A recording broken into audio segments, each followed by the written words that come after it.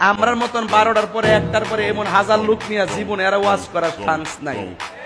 শুনলে না করতো ইতা কি ভাবলি খায়, ইতা ইউটিউবের ব্যবসা করে, উল্টা পাল্টা একটা ফতুয়া দেয়, এটা তো ভিউয়ার্স হবে, হ্যাঁ একটা ব্যবসা ইনকাম করতে হবে, এটা হলো একটা ইনকাম করার ধান্দা আর কি, বুঝেন না ব্যাপারটা? যে একটা উল্টা পাল্টা একটা ফতুয়া দিয়ে দিলাম, এটা বাইরে লয়ে গেল, ভিউয়ার্স হইলো, ফাঁকে দাম আর ডলার ঢুকতে পারলো। এই জন্য আমি বলি এই মৌলবীরা ডলার খায়া কালার পাল্টায়, কথা কন ঠিক না? ইদানিং একটা জিনিস খেয়াল করছেন না আপনারা, আমাদের অনেক হুজুর আর দোয়ার ভাষাই পাল্টে গেছে, টেহা দিলে দোয়ার ভাষা পাল্টে যায়। আর অহন তো সুদের ওয়াজ করবেই না মৌলবীরা, ওয়াজ করে ডরা ডরা ডরা, ওয়াজ করো না, সুদ যে হারাম এটা কি মোল্লার কথা না আল্লাহর কথা? তো তুমি ডরাও কিনলে গিয়া, তুমি ডরাও তো হিডা হিডা হিডা। আমরা যে কই এই দেশে একমাত্র পিওর শিওর একদম নিট এন্ড ক্লিন আহলুস সুন্নাত ওয়াল জামাত।